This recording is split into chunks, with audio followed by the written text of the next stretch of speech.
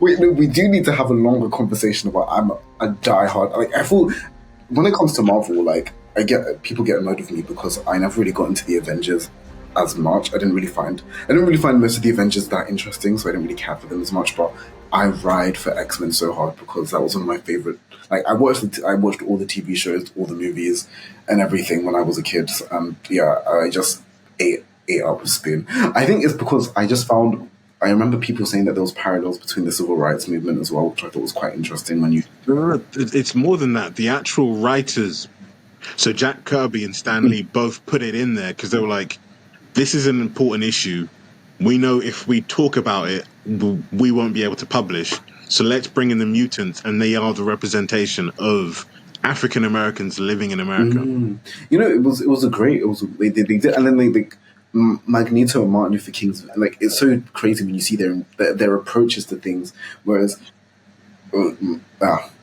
Professor X is so big on, we need to bring together, we need to unite and use our powers to help people, and that was something like Martin Luther King would harp on about. And the whole Malcolm X argument that Magneto has is, no, we just need our own, we need our Genosha, we need our own place to be and be away from these people who just continuously like ridicule and harass us. And I think it was executed very, very well. And I think that's the one thing that annoys me when, for example, people talk about X-Men, though, is like when people complain about, I don't know, like concepts of things being too woke and too liberal, whatever. I'm like, do you not know the source material? Like, you're upset that certain characters look like this, behave this way, or whatever. And it's like, whole source material is dedicated about a group that was marginalized, and that is what's being represented. So I don't really understand how it could be too woke. So, but wait, does Pick Up the Mic have like a Marvel thing? We used to have like Comics 101, but now we brought that within to the podcast that I'm on with my friend Morgan, which is the two Maesters. So it's used to be just for like fantasy, but now it's sci-fi and fantasy. So we've talked about like the MCU, Star Trek. We've spoken about like Lord of the Rings, House of the Dragon, Game of Thrones, Dune. So yeah, it will definitely come under that. And I think it'll be really good to have like an X-Men expert, because like for me, my knowledge is Star Wars based and like specific characters in Marvel. Like Jonathan Majors really angered me because I'm a real big Kang fan, and I'm also a really big Apocalypse fan.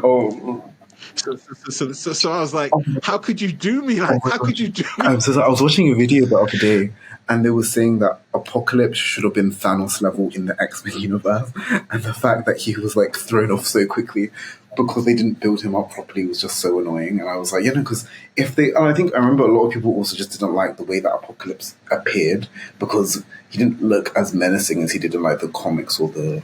They should have made him like the comic book version of him, and like. The thing that made me love him so much was that there was a comic book series they did, I think it was in either the early 2000s or in the late 90s, where he walks into the United Nations and says mutants will only be equal with humans if we have an equal population. So I'm now going to wipe out 90% of the human population, and then we will become equal. Not him doing that. And that is only when mutants are equal. I'm like, damn! Imagine walking into the United Nations packed full of presidents all over the world and being like, I'm going to bring equality by wiping out 90% of the human population to make mutants and humans equal. Stole from Scarlet Witch's playbook. Stole from Scarlet Witch's playbook. No, like I think but those concepts, like, and that's why I'm like excited for the future. Like this, like, okay, well, now I'm an X-Men guy, so whenever you want to do X-Men episode, that's fine. Definitely. Because like there's so many stories. Like when I've read because I used to read a lot of the comics when I was younger, and like for example, like the whole House of M storyline of like Scarlet Witch saying no more mutants and getting rid of like 98% of them, and then like even other storylines like X-Men vs Avengers, or even one thing that I feel like it's not that popular, but one storyline that I'd actually be so fascinated to see like be made into at least maybe a cartoonist film, because I haven't seen it ever represented, is actually the Marvel zombie storyline, where there's like that little plague zombies. Oh yes, What If? I forgot. They're doing it for What If, because they did a trailer at the beginning of the year, like of everything that's coming out. So they've got like animated Wakanda. They have Wonder Man. They've got Ironheart TV series, which is coming out in July. Then they didn't show the Thunderbolts actually because they'd already shown that. They showed Daredevil Born Again. I think I'm missing something. What else did they show? Wonder Man, Ironheart, Daredevil Born Again. I think they showed some other shows, and then they showed the What If, and like they had like zombies. So hopefully they're going into that storyline. Because I really liked, and I thought the concept, like, because I don't think that's really ever been explored in any zombie sort of genre, but like of zombie superheroes. Because the thing is, it's not they're just zombies, but it's zombies that still have access to their powers. And I think that was like, I remember like they were saying, in the comments, like Quicksilver was able to turn a bunch of people because he just was super fast. Mystique would like shapeshift to then bite people and stuff like that. So it's like using their powers as zombies, I thought would be like a really, really cool concept to see like presented. And then to be honest, the whole Phoenix saga was one of my favorites, mainly because of the Hellfire Club. I think the Hellfire, Emma Frost and her little squad, they're awesome. So it would have been so cool to see like that presented. And even in the movies, it annoys me because Emma Frost is there for like, she's in Wolverine Origins and First Class, and then you never really see her again. And then even in First Class, she's just kind of like left in a prison for half the movie anyway.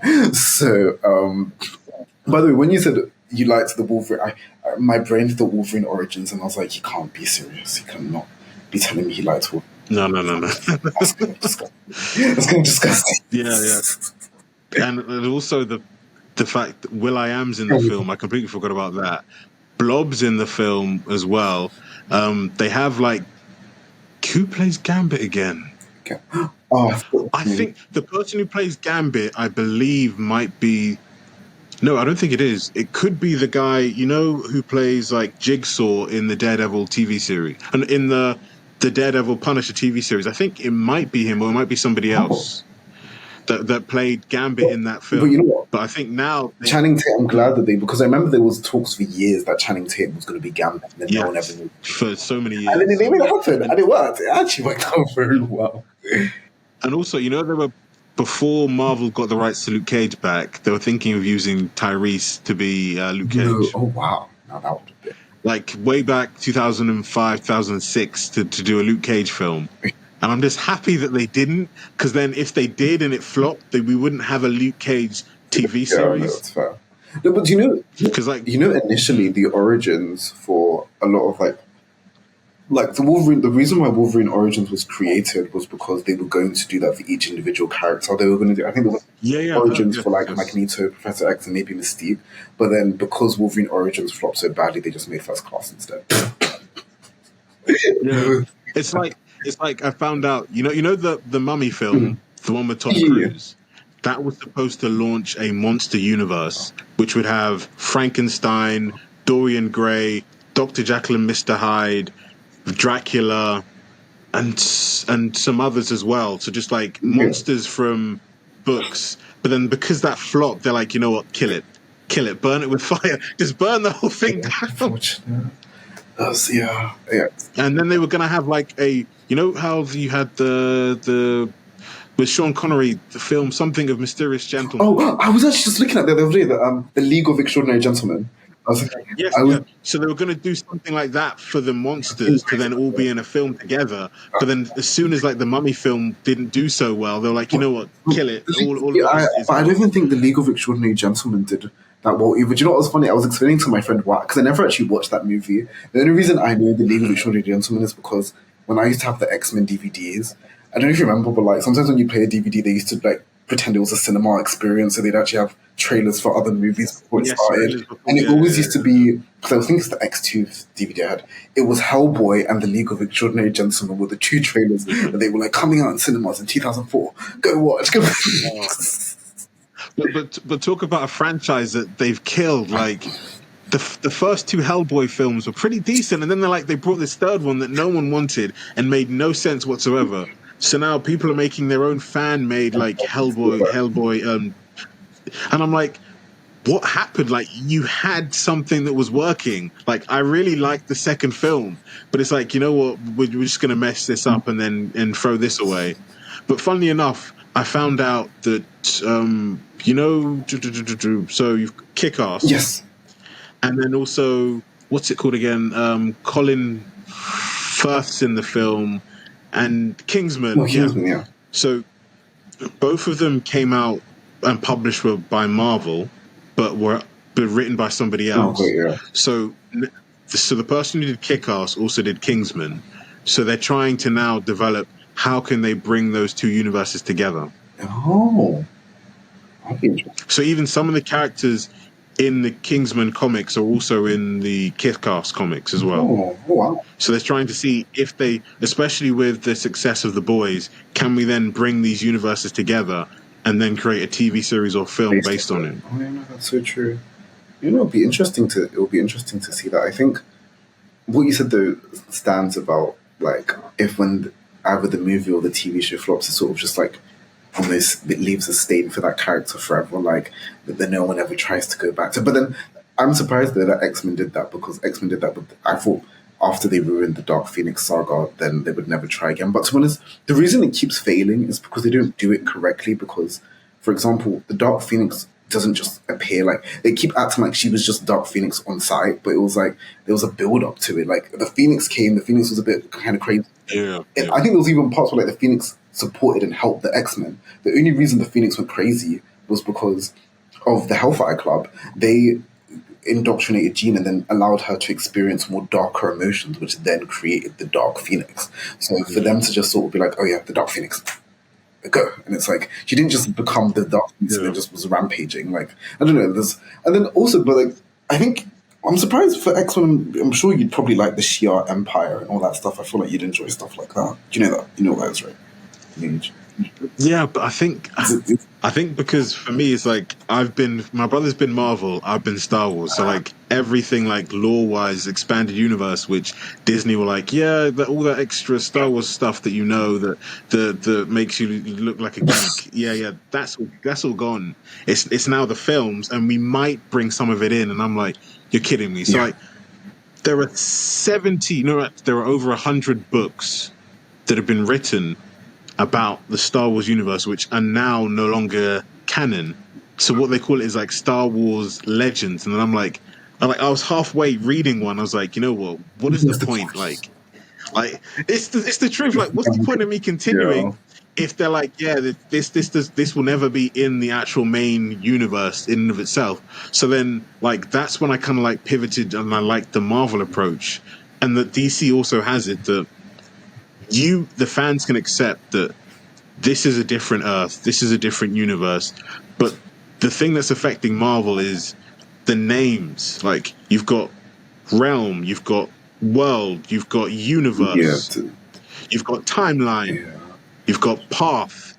So Earth 63, do they equal each other? All these numbers, or do they not equal each other? Yeah, I think because like you've got like the different timelines and you've got different universes. So you've got the multiverse mentioned in Doctor Doom, and then you've got timelines with the TVA and Loki. So the question is, are they the same or are they different? Are there universes within a timeline, or are there timelines within a universe? And then even the different variations of like, oh, this is Earth 679, this is Earth 209. I was like, and then it's like certain characters exist within that universe, certain characters are dead in that universe, certain characters are able to be resurrected in that universe. So then it's just like, you don't really, it's always what timeline are we in, what Earth are we in, what universe, what timeline. And it's always drawing back to that focus, which I guess I would say, I understand why, for example, the Avengers movie was so beloved, because even though they had multiple movies coming out, you could sort of grasp the fact that this was all happening within the same, or somewhat within the same timeline. So it kind of all reflects one another, whereas in the comics, it's a lot more flashed all over the place, especially because they try to introduce so many different characters. But I think, especially because it's getting a lot more popular, I'm hoping that in the future, they actually bring the cultural galas that happen in the X-Men comics, because that's when like it's, I guess, all the Marvel characters come and basically do their own little Met Gala thing in their own little engineer shot. That'd be so funny to see on a movie. That would be kind of like in Fantastic Four when Reed Richards was marrying Susan.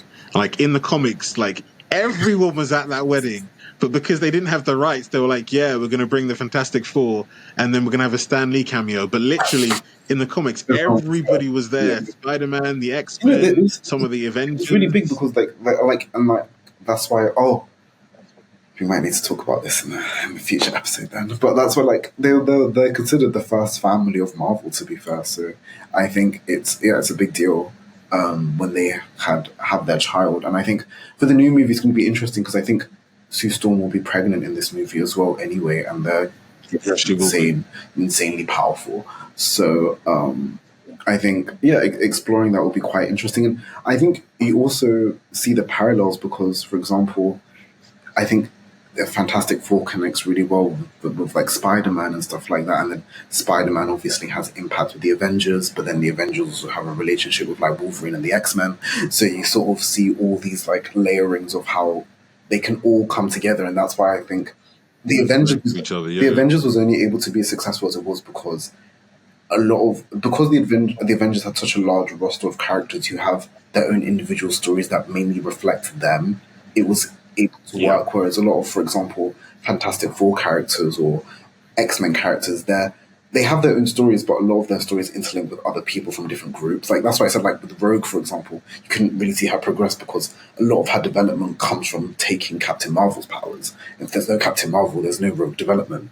Whereas the Avengers, you don't really need that. Like Iron Man didn't need to hang out with Storm to, I don't know, learn how to make his robot, like get his suit ready. So like, you didn't need to do any of that stuff. So I think that's what helps And the Avengers also, a lot. the Avengers are just like kind of like a bunch of misfits. If you really think about it, like if the world's ending, you would go to the Fantastic Four first before you would go The to Avengers. the Avengers. And I was just thinking, like another of my favorite characters is Namor. Just like reading the backstory that Namor is the actual first created superhero. Oh, As in, like he was the oldest. I think like 19. It was 1920s or 1930s, before Superman, before Captain America, and he was called like Namor the Submariner. And then Marvel bought the rights to him. And I think also like the duality of like he is half human mutant and then also an Atlantean. So he's a human mutant and Atlantean, and that's why he's so powerful. And I always find it hilarious because also Reed Richards has to deal with so many people who are after his woman. So Namor is in love with Susan. So is Doctor Doom. So is like I think also I think potentially in one comic book Galacticus it was like, yeah, maybe she can be my herald, and it's like I cause remember I used to all I can do is stretch, but all these other guys have got all these other in things that they can in the do. movie, like the Fantastic Four: Rise of the Silver Surfer.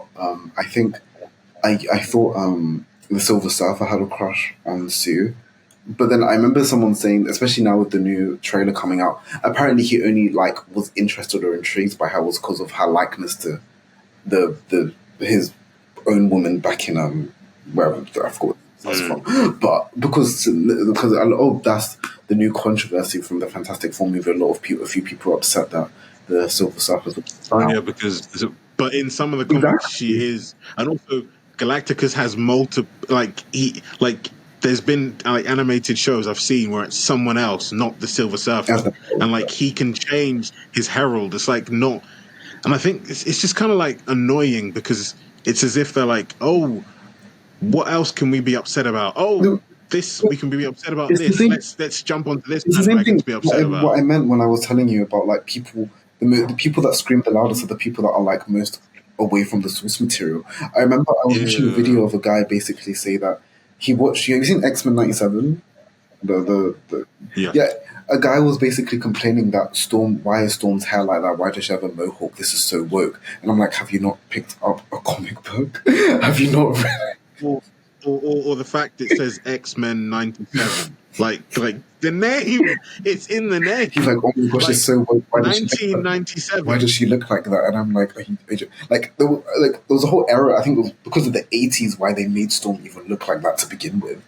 So for someone to be confused, it's like clearly you're not reading the source material and just want to complain about nothing.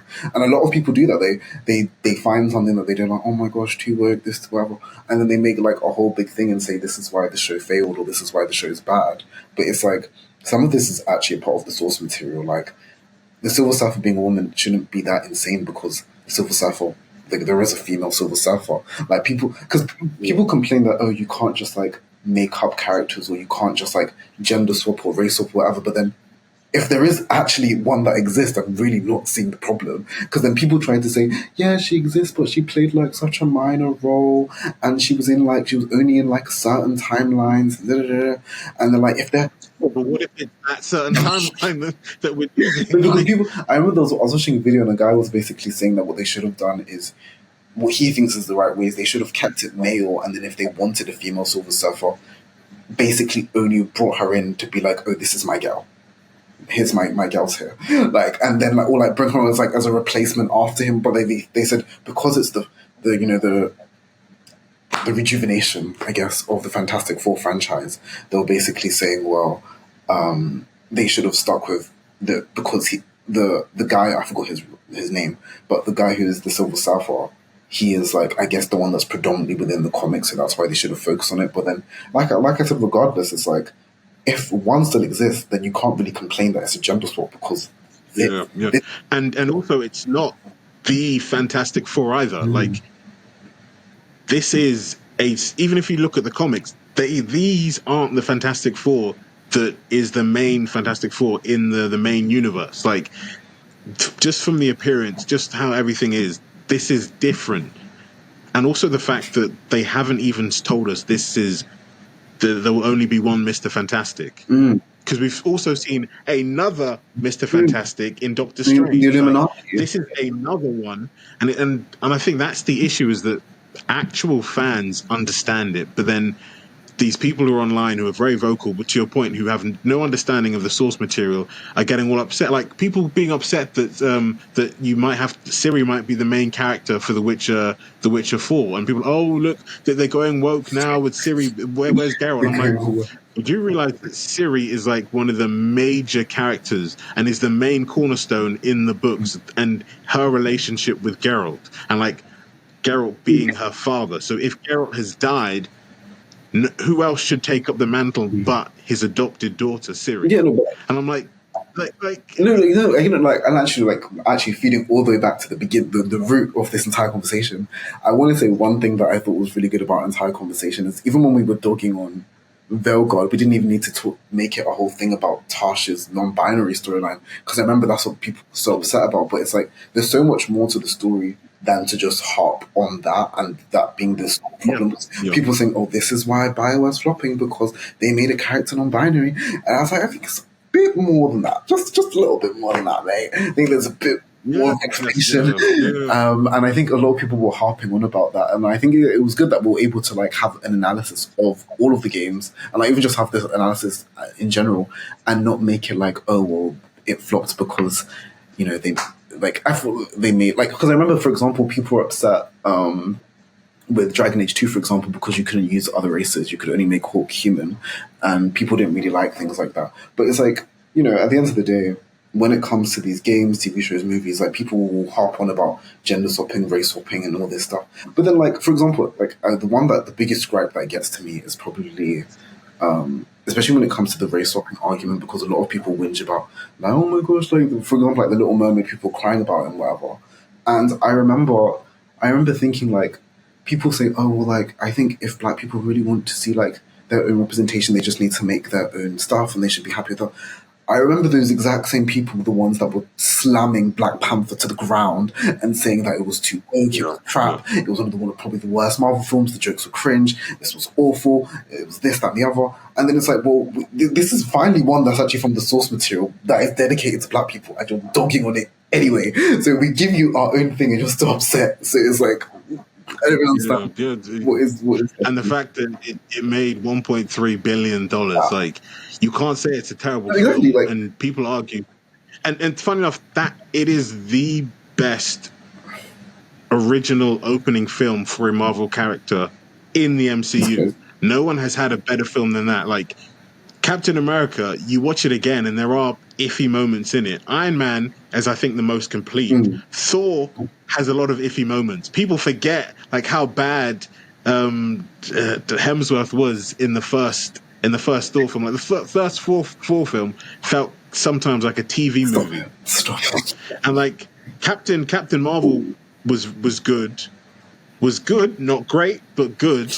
But Black Panther had the best, I think, opening film as a character. I think with Captain Marvel, for their first solo film. Oh, exactly. I think with Captain Marvel, though, I think the thing about her storyline is I feel like the act Brie Larson herself, not even her skin or her behavior, like the way people viewed her, overpowered the perception of the movie. I feel like people hated the movie more because they just disliked her. So I feel like that's what sort of caused a lot of like resentment towards the Captain Marvel movie itself. But then again, I also watched the Marvels, and I remember a lot of people dogging on that as well. And to be honest, to be fair, it wasn't the greatest thing. The only thing I liked about it, spoilers ahead, is that they said the X-Men's coming back, and that brought me peace of mind. That brought me peace of mind that they showed a little cameo of the X-Men in the end.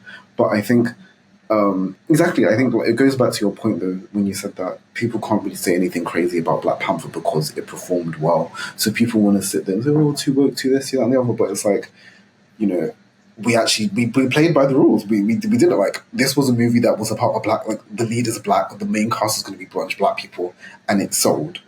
And so this whole idea that it was too woke and too this, and that's why it annoys me when people complain about, like, there's certain storylines where I'm like, okay, maybe race swapping is a bit extreme. Like, I think this is in the UK. I think, you know, Henry VIII, his wife Anne Boleyn, they made I was like, okay, we're kind of stretching it now. And it's like times when you're like, oh, just don't do it. It's like the Netflix episode. The Netflix did like a biopic of Cleopatra. Yeah. And made her black. But then I'm like, no. Like, she is actually one of the pharaohs that aren't black because, like, she's Greek heritage. Like if you pick Nefertiti, that would have been perfect and amazing. Like, you picked the wrong Egyptian queen to make black. And I'm like, I remember, you could have picked any other Egyptian queen, but you picked the one that was of Greek descent. I remember the controversy of that. Greek more than she spoke Egyptian. No, I remember the controversy of that because I think even the country of Egypt itself sued Netflix for that reason. And to be fair, like, when it comes to that, I understand your point. The only thing is, I know that the whole argument for her to be black is more from, like, I guess, a Pan-Africanism sort of mindset and believing, and that's why a lot of people push for that. And I think that's where it was coming from, and that's why I get what you mean. But like, so that's why I see why a lot of people were like pushing for it to be a black person. But like, Nefertiti would have worked way better. Like, I completely agree with you, and I think that's what I mean when cases like that. I understand when I'm like, okay, race swapping, and like we're doing a bit.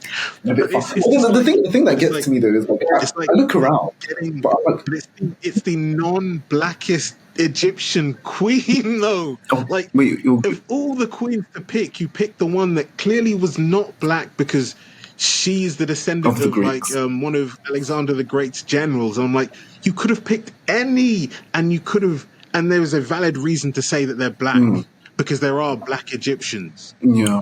But you picked the one that was of Greek descent. But I think was the thing, like, for me, like, you're cutting out a bit. But I understand, like, she's a prominent person of African history. But then it's like, you could have picked, like, a long list of other people to play as. I think... Because I was like, I know they're going to complain about this. They are going to complain to the high hills about this. And I'm like, I don't have an issue with it.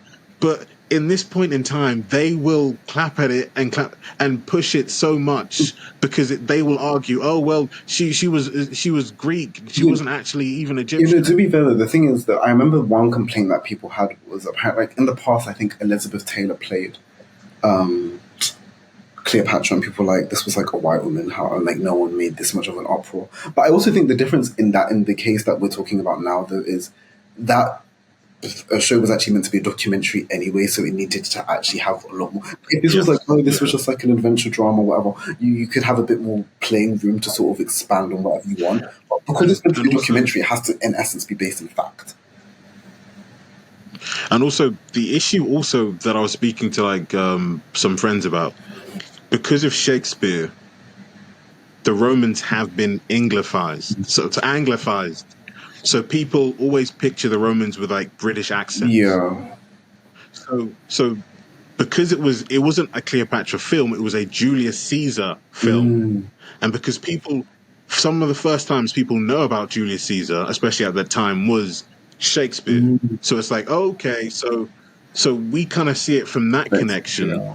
But even when it comes to like Roman stuff, it should also be Latin, and it should also be, funny enough, more Eastern European looking That's people than actually just straight up English looking Yeah, no, people. I So I kind of get that because of the link to Shakespeare.